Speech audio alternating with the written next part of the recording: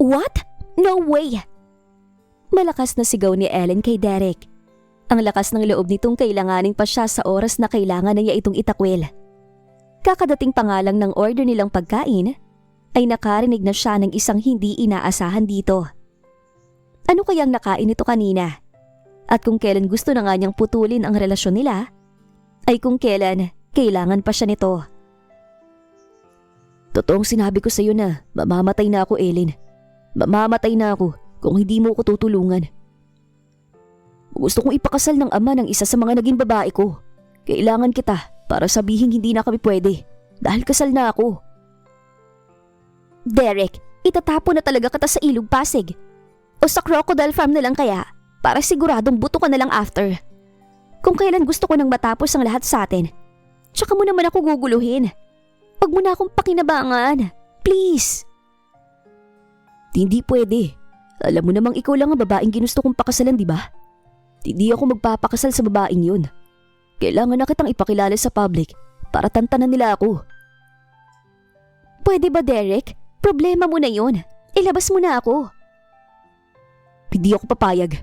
Hindi ako magpapadivorce sa'yo kung hindi mo ko tutulungan. Mariing sabi nito. Nalaki naman ang mata niya. Huwag mo kong gamitan ng blackmail. Kukutusan talaga kita. Nabatukan mo na nga ako kanina, kaya hindi na ako natatakot na kutusan mo, okay? Sa totoo lang, ay pupunta na talaga ako sa iyo ngayong araw para sabihin to. Naunahan mo lang ako eh. Kaya nga nagulat ako nang makita ka na sa office ko. Nakala ko may ESP ka at nabasa mong iniisip ko, kaya pinuntahan mo ko. Pupunta? Busy ka pa nga sa pambababae mo. Naku, wag mo kong lokohin, Derek Salazar. Huling-huli ka sa akto. Alam mo bang pwede ko yung maging ground para makipag-divorce sa'yo? Oo, pero kung sakali mag-file ka pa, mahihirapan ka lang dahil tatanggi pa ako kahit alam ko marami kang ebidensya. Isa pa, magastos yan, kaya hayaan mo na lang ako. And about naman dun sa pagkahuli mo sa akin. Ngumisi ito. Can't resist, babe. Maganda eh. Oo, kaya naman ngayon, nasabit ka sa malaking problema dahil sa tawag ng laman mo. Buti na lang at hindi ka nakakabuntis, no? Mas malaking sabit yun kapag nagkataon. Tinapik nito ang dibdib. Maingat to, no? Hindi rin makakabawas sa kayamanan ko kung araw-araw kong bumili ng kahon ng condoms. At nandito ka na naman sa mga makamundo mong litanya? Pwede ba, Derek? Oops, nakalimutan ko. Berhen pa nga palang asawa ko. Ngingising sabi nito. Manahimik ka. I'm soon to be your ex-wife. Kaya wag mo na akong tatawag-tawagin ng related man dun, okay? Not until I get what I want, sweetheart. Bumuntong hininga siya. Stop it, Derek. Hindi talaga ako natutuwa. Nagsusumamo ako. Pakawalan mo na ako. Tumaas ang isang kilay nito. Nagsusumamo bang lagay na yan? At anong gusto mong gawin ko? Lumuhod sa'yo? Oy, hindi ka Diyos para luhudan ko, no? They say I'm a god. A Greek god. Because of my face and body. Kaya ganun na rin yun. Excuse me? Hindi ako kasali sa day na yon. Kaya wag mo akong isama, okay? Isa pa, tama na nga tong kaguluhan natin. Basta, kailangan nating magpa-divorce. Eh di magpa-divorce ka mag-isa mo. Tignan lang natin kung kaya mo. Derek! Inis na sabi niya. If you're not going to be with my plan, then I'm not going to deal with yours too. Nanggigil na napalo niya ang lamesa. Parang iyon niya talaga gustong pagsisihan na nakipagkasundo siya kay Derek. Oo, nakakaranas rin siya ng kulit nito noon sa mga araw na naiisipan nitong dumalaw sa kanya o makipagkita. Pero wagas ang kulit nito at hindi pa niya magawang matuwa dahil sa mga pinagdadadakdak nito. Pero may kasunduan tayo na kapag ayaw na ng isa, tigil na, 'di ba? Ayaw ko na. Ibigay mo na sa akin ang freedom ko. Wala tayong written agreement tungkol doon. Ang tanging written agreement lang natin ay ang tungkol sa pera. Oral agreement lamang ang nagkaroon tayo about that. At wala pa tayong witness kundi ang sarili natin. Kaya naman, Mahihirapan ka na mapatunayan na may kasunduan tayong ganun. Isa pa, hindi mo ba talaga ako matutulungan? Kailangan mo lang naman magpanggap ng kaunting panahon eh. Maano naman yun, di ba? Hindi mo na nga ginampanan ng pagiging asawa ko physically. As if naman kailangan mo pa ako, sa dami ng bebot na pinaparada mo. Kung pumili ka na lang kaya ng isa sa mga kanila para gamitin mo sa pangalawang pagpapanggap mo. Mahirap na, Ellen. Mamaya kapag naghanap pa ako, ma-fall pa sa akin na babaeng yun. Mabuti na yung sa'yo na lang. Legal na, hindi pa ako magsisinungaling. At ikaw lang din ang babaeng kayang i-resist ang charms ko. Ay naku, Derek, nakakainis ka talaga. Okay lang, tanggap ko na. Huwag ka mag-alala, bibigyan naman kita ng pera pagkatapos nito eh. Dapat lang, kasi magdi-divorce na tayo pagkatapos, no? Talagang pera pa rin ang katapat mo, no? Magpapakasal na kami ni John. Simpleng sagot niya. Nalukot ang mukha nito. Fine, basta tulungan mo ko.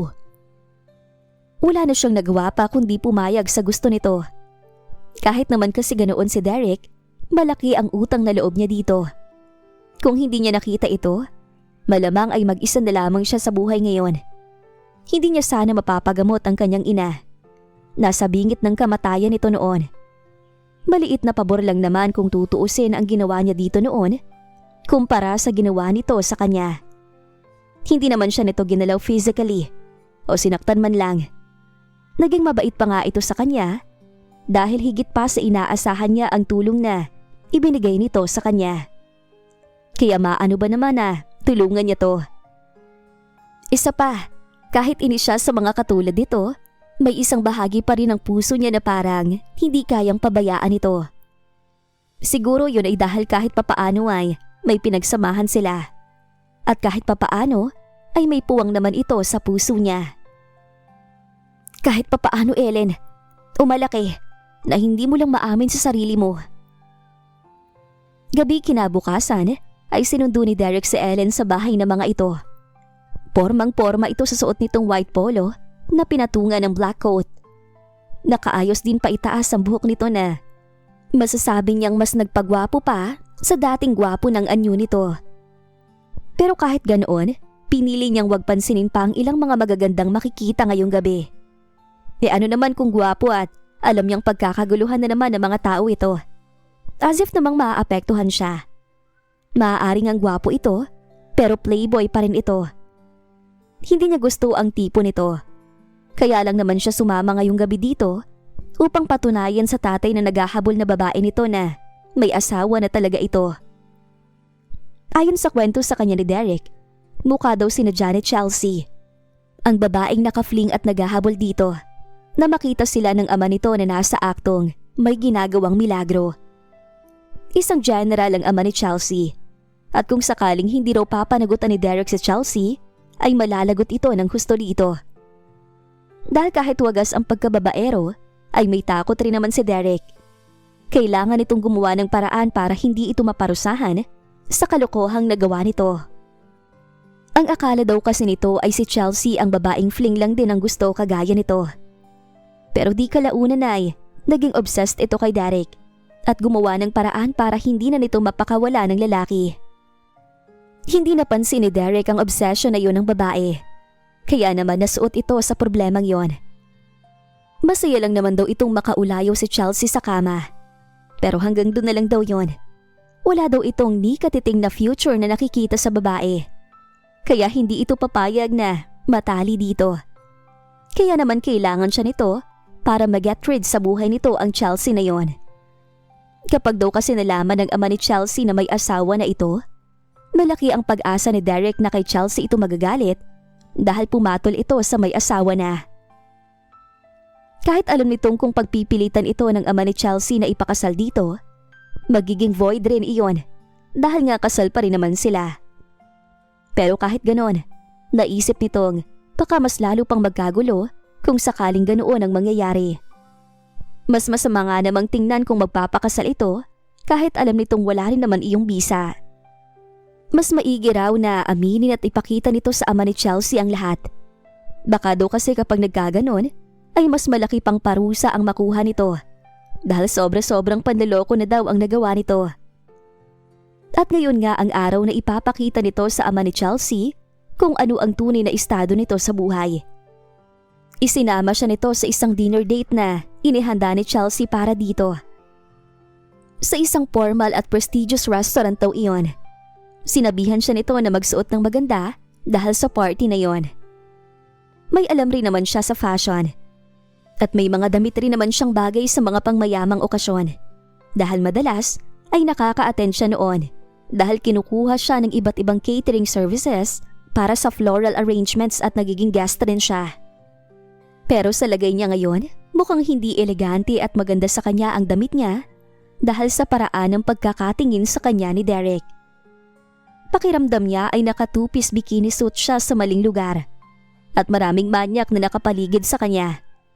Paano ba naman kasi ay parang lalamunin na siya ng buo ni Derek kung makatingin ito sa kanya. Sa tansya naman niya ay disente ang suot niyang red halter dress na umaabot sa kalahati ng hita niya ang haba. Sabi nga ng mami niya, daig pa raw niya ang ilan sa mga artistang a-attend ng premiere night ng pelikula ng mga ito dahil sa kasosyalan ng suot at ayos niya. Parang pinaghandaan daw talaga niya ang araw na yon. Parang nagpapaganda daw siya kay Derek. Hindi lingid sa kaalaman nito ang kasunduan nila ng lalaki. Pero wala naman talaga dapat siyang balak na sabihin dito ang lahat.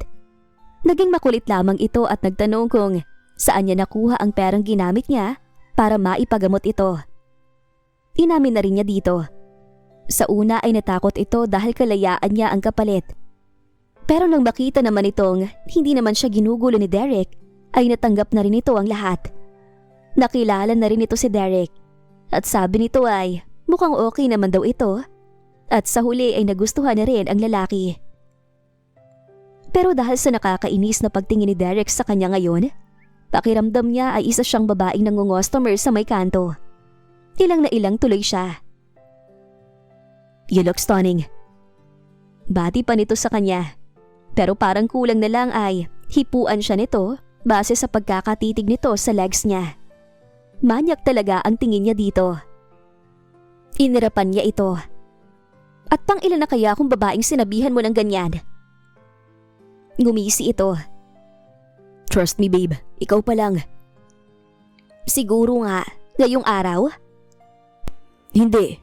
Sa buong lifetime ko, ngayon lang ako nagsabi ng ganyang compliment sa babae no." "Uulitin ko, lokohin mo ng tatay at kapatid mong babaero." "Alam mo kung bakit? Dahil wala nang kakompli-compliment sa akin kapag magandang babae. Sisipulan oh. Di kaya'y hahawakan ko na agad ang legs kong ganyan kaganda.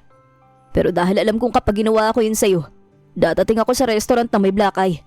Kaya hanggang tingin na lang." "Manyak ka talaga!"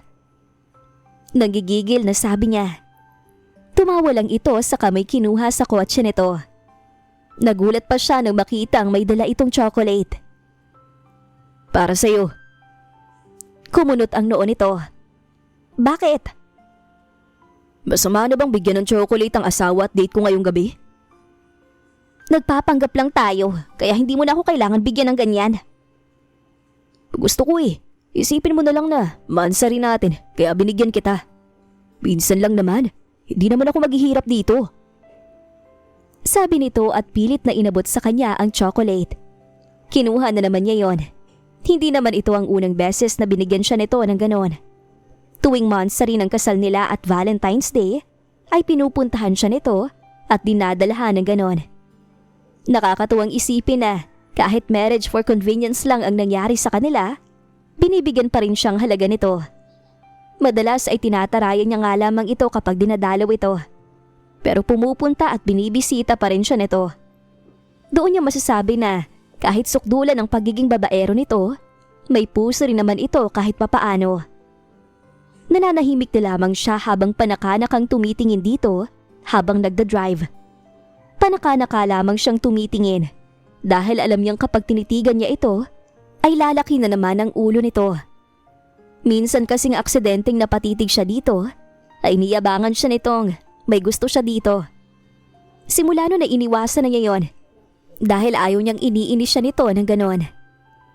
Pero kahit panaka-naka at pasimple lamang ang pagtingin niya kay Derek, hindi niya maiwasang makita pa rin ang kagwapuhang taglay nito.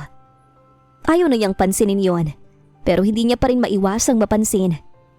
Maganda ang mga mata nito na base sa nabasa niyang magazines ay minana nito sa ina nitong Iranian. Kakaiba yon dahil kulay abo. Matangos din ang ilong nito at maganda rin ang hugis ng labi nito. May mga oras nga na kapag naaalala niya o napapatingin siya doon, ay naiisip niya kung totoo kaya ang mga nababasa rin niya sa magazines na good kisser daw si Derek. Pero kapag naiisip naman niya yon, ay parang gusto na niyang batukan palagi ang sarili niya. Para siyang may pagnanasa sa sarili niyang asawa. Pero masisisi mo bang sarili mo? Mukha naman kasi talagang kissable ang lips ni Derek. Kahit kasal sila ni Derek, hindi pa nito nagagawang halikan siya. Well, nang ikasal naman kasi sila ay sa chick niya lang siya hinalikan nito. Kaya hindi niya masasabing natikman na niya ang labi nito. Pero bakit niya ba iniisip ang lahat ng to? Ngayon pa ba siya maaakit kay Derek? Di ba't sandali na lamang ay makikipaghiwalay na siya dito? Inalis na lang niya sa isip ang mga naiisip niya at hindi na kahit panaka-nakang tumingin muli dito. Pinilit niyang tumingin na lamang sa labas at huwag ma-distract sa gwapong playboy na katabi niya. Nang makarating sila sa restaurant ay kakaunti lamang ang taong nakita niya. Inalalayan siya nito sa pagbaba pati na rin sa paglalakad. Nang makababa ay nakaagaw agad sila ng atensyon. Hindi niya tuloy alam kung mahihiya o ano lalo na nang tila nababaga ang isang pares ng magagandang mata ng isang babae nang tumingin sa kanya. Derek? Mataray na sabi nito. May biglang sumulpot sa likod na matandang lalaki, kaya naman medyo nahulaan na niya na malamang ito ay si Chelsea. At ang lalaking nasa likod nito ay ang general na ama nito. Tumiim rin ang bagang ng matandang lalaki habang palipat-lipat ang tingin sa kanilang dalawa. Ano ba yan? Hindi pa nga ako nakakaupo. Gera na yata agad. Nasa loob-loob niya. Kumapit siya kay Derek nang tumingin ito sa kanya. Kahapon ay sinabi na nito sa kanyang plano. Hindi siya masyadong nakinig dahil ang sabi nito ay ito naman ang bahala sa kanya. Ang kailangan niya lang gawin ay ang umuo sa lahat ng sinabi nito. Sino ang babaeng yan, Derek? Malayelo sa lamig ang boses ng matandang lalaki. Napahawak naman sa buhok nito si Derek. Iyon ang estilo nito ng pagpapakul sa mga tao. Pero bago pa ito makapagsalita, ay napakunot na ang noo niya nang may makita siyang isang kamera na napatutok sa kanya. Nanlaki ang mga mata niya, pero bago niya pa ito napigilan, ay nakapagsalita ito. Mr. Cruz, I'd like you to meet Ellen Salazar, my wife. At kasabay noon ay pagkislapan ng mga kamera. Wala na siyang nagawa kundi ang mapangiti na lang at magpadala sa eksena. At dito po muna nagtatapos ang episode na ito. Abangan po natin ang susunod na kabanata.